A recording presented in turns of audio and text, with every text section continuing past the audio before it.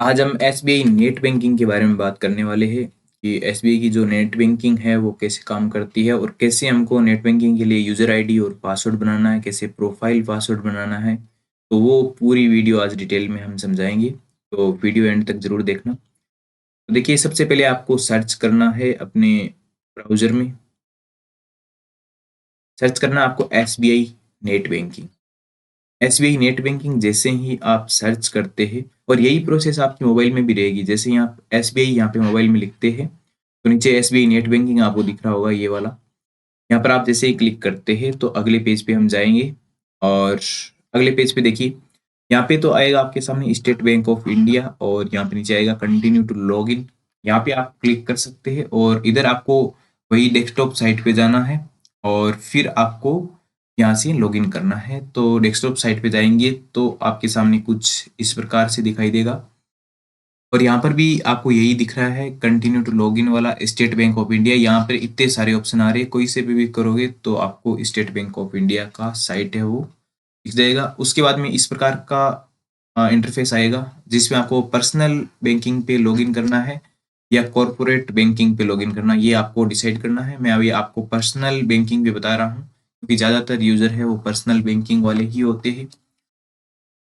आगे देखिए, जैसे ही आप पर्सनल बैंकिंग पे लॉगिन पे वहाँ पे क्लिक करते हैं तो आपको यहाँ पे इस प्रकार का नज़ारा देखने को मिलेगा। तो आपको अभी करना है continue to login. Continue to login करते ही आपके सामने ये आता है यूजर नेम, पासवर्ड और इंटर कैप्चा। ये वाला कैप्चा यहाँ पे डालना होता है।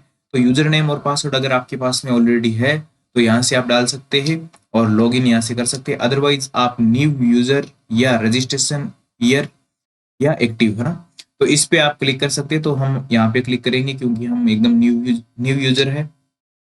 तो यहाँ पे क्लिक करेंगे और आगे बढ़ेंगे। जैसे ही हम यहाँ पे क्लिक करते हैं तो ये ओके का निशान, यहाँ पे आपको ओके करना है। उसके बाद में कुछ इस प्रकार का इंटरफेस आएगा, इसमें आपको न्यू यूजर रजिस्ट्रेशन करना है तो न्यू यूजर सिलेक्ट करना है और उसके बाद में यहाँ पे नेक्स्ट करना है। जैसे ही आप नेक्स्ट करते हैं तो ये टाइप का खुलता है। ओके, तो इसमें आपको अकाउंट नंबर डालने हैं, सीआईएफ नंबर डालना है, branch code, country, registered mobile number, facility required और कैप्चा। तो ये अकाउंट नंबर और सीआईएफ है वो आपको बैंक डायरी में मिलेगा। बैंक की जो डायरी होती है ना, वहाँ पे ये आपको मिल जाएंगे अकाउंट नंबर और सीआईएफ और ब्रांच कोड, तीनों मिल जाएंगे। ओके, तो यहाँ पे आपको अकाउंट नंबर डालने हैं, यहाँ पे सीआईएफ नंबर डालने हैं और यहाँ पर आपको ब्रांच कोड डालने हैं। अगर ब्रांच कोड नहीं भी उसमें आपको मिलता है तो आपका जो भी आईएफएससी कोड है ना, उसके लास्ट वाले 5 डिजिट है वो यहाँ पे आपको डालने हैं। ओके, और उसके बाद में कंट्री आपको डालनी है तो कंट्री हम सिलेक्ट कर लेंगे। तो कंट्री हमारी इंडिया है तो इंडिया सिलेक्ट करेंगे। और उसके बाद में पूरी डिटेल डालने के बाद में आपको फैसिलिटी जो रिक्वायर्ड है वो आपको डालनी है। तो फैसिलिटी हमको देखिए 3 टाइप की मिलती है यहाँ पे, full transaction right, limited transaction right और व्यू राइट। व्यू राइट का मतलब है खाली देखना है हमको कि बैंक बैलेंस कितना है और इसका जो स्टेटमेंट है वो क्या है, वो सब देखना है ना। और लिमिटेड ट्रांजेक्शन का मतलब है कि कुछ ट्रांजेक्शन भी हम कर पाए, और फुल ट्रांजेक्शन का है कि सब कुछ हम ले सके। तो हम यहाँ पे करेंगे फुल ट्रांजेक्शन राइट पे। ओके ओके, और उसके बाद में देखिए यहाँ पे कैप्चा हम डालने वाले हैं और अब करने वाले हैं आई एग्री और फिर करने वाले हैं सबमिट। तो मैंने आई एग्री कर दिया है और अभी मैंने सबमिट कर दिया है। जैसे ही आप सबमिट करते हैं तो आपका जो भी मोबाइल नंबर रहा होगा उस पर आपका ओटीपी गया है, वो ओटीपी यहाँ पे डालना है और कन्फर्म आपको करना है। कन्फर्म करते ही आपके सामने कुछ इस प्रकार का इंटरफेस दिखाई देगा। इसमें आपको I have my ATM card पे कर सकते हैं या आप कर सकते हैं I do not have my ATM card. अगर आपके पास में एटीएम कार्ड है तो आप एटीएम कार्ड से चालू करिए, अदरवाइज आप बैंक में जाके भी करवा सकते हैं। तो इस ऑप्शन पे भी क्लिक कर सकते हैं और इस पे भी। मैं अभी एटीएम कार्ड मेरे पास है तो एटीएम कार्ड का ये ऑप्शन सेट करके और सबमिट करता हूँ। जैसे ही सबमिट करते हैं तो इस प्रकार से आपका एटीएम कार्ड होगा, उसकी यहाँ पे पूरी डिटेल, नाम और ये कार्ड एक्टिव है या डीएक्टिव है वो सब आ जाएगा। तो आपको यहाँ पे इस पे क्लिक करना है और फिर क्या करना है, कन्फर्म करना है। तो मैंने क्लिक कर दिया है और अभी मैं कन्फर्म कर दिया मैंने। जैसे ही आप कन्फर्म करते हैं तो यहाँ पे कार्ड की थोड़ी सी डिटेल आएगी और थोड़ी सी आपसे मांगेगा। तो कार्ड पे जो भी नाम लिखा हुआ है, कार्ड होल्डर नेम, वो यहाँ पर डालेंगे और जो भी एक्सपायरी डेट है वो यहाँ पर डालेंगे। वो सब कार्ड में लिखा रहता है। और जो हमारे एटीएम की पिन है, पिन कौन सी होंगे देखिए, एक तो होता है सीआई सीवी है ना, वो तो लास्ट में लिखा होता है दूसरी साइड में, वो नहीं डालना है। पिन होता है जो हम एटीएम कार्ड में एटीएम मशीन में जाके एटीएम कार्ड को डालते हैं फिर पैसे निकालते हैं, वो पिन होते हैं ना, वो पिन यहाँ पे आपको डालने हैं। और उसके बाद में यहाँ पे कैप्चा डालना है ये वाला, और उसके बाद में प्रोसीड आपको करना है। तो मैंने ये सारा डाल दिया है और अभी आपको प्रोसीड करना है। जैसे ही आप प्रोसीड करते हैं तो यहाँ पे सक्सेस का आपके सामने मैसेज आता है, रेफरेंस नंबर और टाइम वगैरह आता है। अब आपको यहाँ पे करना है क्लिक हियर पे। अभी तक आपका काम पूरा नहीं हुआ है, अभी तो हमको user name, password, profile password ये सब बनाने हैं। तो अभी आपको क्या करना है, क्लिक हियर पे ओके करना है। जैसे ही आप क्लिक हियर पे करते हैं तो यूजर नेम यहाँ पे आपको डालना है। आप अपनी इच्छा से कोई सा भी यूजर नेम डाल सकते हैं, और इसका क्राइटेरिया नीचे आपको दिया होगा। Your user name can be up to a maximum 20 character, यानी कि ज्यादा से ज्यादा 20 कैरेक्टर का आपका यूजर नेम होना चाहिए। तो पासवर्ड भी देखो 8 से 20 तक, यानी कम से कम 8 नंबर होने चाहिए और ज्यादा से ज्यादा 20 नंबर, यही यूजर नेम में रहता है। तो ये आप नीचे की ये भी आप क्राइटेरिया भी पढ़ सकते हैं कि क्या क्या होना चाहिए। मान लीजिए मैं यहाँ पे कोई भी यूजर नेम डाल सकता हूँ 8 अक्षर का, और फिर आपको क्या करना है, इस ये जो लिखा हुआ ना चेक यूजर नेम अवेलेबिलिटी, तो इस पे आप जैसे ही क्लिक करते हैं तो आपको पता चल जाएगा कि ये यूजर नेम यूनिक है या नहीं है। यूनिक का मतलब है कि कोई और तो यूज नहीं कर रहा है मेरे जैसा। तो जो भी यूनिक होगा वही यहाँ पे एक्सेप्ट होगा, तो आप यहाँ पे यूजर नेम डाल सकते हैं। और यूजर नेम मैं बता रहा हूँ नंबर और कैरेक्टर का कॉम्बिनेशन, जैसे मान लीजिए 71247 और आगे डाल देते हैं मान लीजिए हरी।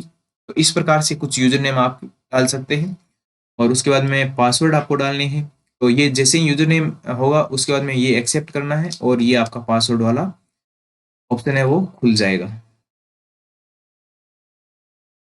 तो ये देखिए मैंने सब कुछ डाल भी दिया है। तो यहाँ पे आई एक्सेप्ट करेंगे तो उसके बाद में यहाँ पे आपको पासवर्ड डालने हैं, यहाँ पर कंफर्म पासवर्ड डालने हैं, यानी कि ये दोनों सेम पासवर्ड होने चाहिए।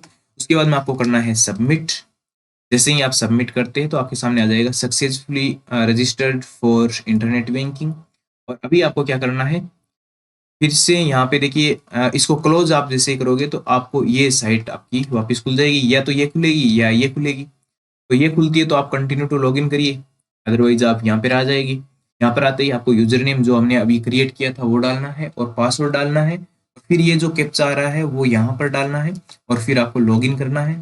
तो जैसे ही आप लॉगिन पे क्लिक करेंगे फिर से आपके मोबाइल पे ओटीपी आएगा, वो यहाँ पे डालना है और सबमिट करना है। और देखिए मैंने डाल दिया है और सबमिट कर दिया है। तो अब आपके सामने कुछ इस प्रकार का इंटरफेस खुलेगा, जिसमें आपको सबसे पहले ऑप्शन आएगा इंटर प्रोफाइल पासवर्ड और कन्फर्म प्रोफाइल पासवर्ड, फिर हिंट क्वेश्चन, फिर हिंट आंसर करने होंगे। तो यहाँ पे आपको प्रोफाइल पासवर्ड डालना है। प्रोफाइल पासवर्ड का मतलब है, मान लीजिए आप कभी अपनी प्रोफाइल चेंज कर रहे हैं, प्रोफाइल मीन्स आप अपना नाम चेंज कर रहे हैं, या पैन कार्ड की डिटेल चेंज कर रहे हैं, या मान लीजिए कोई ईमेल आईडी डाल रहे हैं, या आप मोबाइल नंबर चेंज कर रहे हैं। देखिए आपको मोबाइल नंबर चेंज करने के लिए बैंक जाने की जरूरत नहीं है, आप यहाँ से इंटरनेट बैंकिंग से भी कर सकते हैं। यानी कि अपना अकाउंट पूरा का पूरा आप खुद मैनेज कर सकते हैं, कहीं बैंक जाने की जरूरत नहीं है। तो ये स्टेट बैंक ऑफ इंडिया का बहुत ही अच्छा ऑप्शन है। और ये आप इस प्रकार से नेट बैंकिंग, ये यहाँ तक आने से नेट बैंकिंग तो आपका क्रिएट हो चुका है, लेकिन यहाँ पे आपको प्रोफाइल पासवर्ड डालने हैं। तो वही प्रोसेस है, प्रोफाइल पासवर्ड भी डालना है, लेकिन ध्यान रहे जो हमने पासवर्ड बनाया था ना वो सेम टू सेम यहाँ पे प्रोफाइल पासवर्ड एक्सेप्ट नहीं होगा, ये इसकी कंडीशन है। बाकी आप पासवर्ड कुछ भी डाल सकते हैं। और उसके बाद में हिंट क्वेश्चन है, तो यहाँ से आप कोई सा भी हिंट क्वेश्चन है वो उठा सकते हैं और आंसर दे सकते हैं। मैंने सिलेक्ट किया है योर बेस्ट फ्रेंड का नाम, तो मैंने बेस्ट फ्रेंड का नाम भी यहाँ पे डाल दिया है। यहाँ पे हिंट क्वेश्चन का आंसर यहाँ पे डालेंगे और यहाँ पे ऑटोमेटिकली आपका डेट ऑफ बर्थ आएगा। उसके बाद में आपको प्लेस ऑफ बर्थ यानी कि आपका जन्म कहाँ पर हुआ है वो स्थान यहाँ पे डालना है और सबमिट कर देना है। तो जैसे ही आप सबमिट करते हैं तो आपकी ये जो अकाउंट समरी वाला ऑप्शन है ये आपका सामने खुल जाएगा। यहाँ पे आपका अकाउंट नंबर दिखेगा, यहाँ पे आपकी ब्रांच दिखेगी, और यहाँ पे अवेलेबल बैलेंस और ट्रांजेक्शन। देखिए आपको बैलेंस चेक करना है तो यहाँ पे करेंगे क्लिक हियर फॉर बैलेंस, और पिछले 10 ट्रांजेक्शन आपको चेक करने हैं तो यहाँ पे क्लिक करेंगे। ओके, और व्यू ऑल बैलेंस में आएगा आपका ऑल बैलेंस। यानी मान लीजिए कई लोगों का क्या होता है ना, एसबीआई बैंक में ही 2 खाते होते हैं, जैसे बचत खाता, करंट खाता, ये सब होते हैं ना। तो वहां पे आप व्यू ऑल बैलेंस देखेंगे तो मतलब दोनों खातों के एक साथ दिख जाएंगे। या मान लीजिए कोई लोन अकाउंट है तो वो भी आपको यहाँ पे नजर आ जाएगा, आपके नाम से कोई लोन अकाउंट हो तो भी नजर आ जाएगा। उसके बाद देख लेते हैं इसमें क्या क्या ऑप्शन होते हैं। तो ये तो था माई अकाउंट एंड प्रोफाइल में, तो इसमें तो इतना सारा ऑप्शन आता है, और यहाँ से आप प्रोफाइल भी मैनेज कर सकते हैं। और यहाँ पर देखिए पेमेंट या ट्रांसफर, तो यहाँ पे देखिए कोई भी अकाउंट आप ऐड करके कर सकते हैं, या कोई भी एसबीआई अकाउंट को, यानी कि ये पैसे भेजने का सिस्टम है, तो आप कैसे पैसे भेज सकते हैं, तो इसके लिए भी मैं अलग से वीडियो बना दूंगा। एक बार आप यहाँ तक आप आते हैं तो आपका काम लगभग 100% काम आपका हो चुका है। अब आपको करना क्या है, यहाँ पे लॉग आउट करना है। जैसे ही आप लॉग आउट करोगे तो वहीं पे पहुंच जाओगे जहाँ से हम शुरुआत हुई थी। और एक चीज और करनी है आपको, यहाँ से ये जो ईमेल है वो भी आप अपडेट कर सकते हैं चाहो तो। और आगे भी देखिए बिल पेमेंट में भी ये सारे ऑप्शन हैं, और आगे देखिए डिपॉजिट एंड इन्वेस्टमेंट में भी ये सारे ऑप्शन हैं, आप देख सकते हैं। और उसके बाद में ई टैक्स में भी ये सारे ऑप्शन है। उसके बाद में सर्विस में देखिए, ई सर्विस में एटीएम कार्ड सर्विस, ई कार्ड, माई सर्टिफिकेट, ये सारे ऑप्शन है, आप देख सकते हैं आराम से लोन किए वगैरह वगैरह।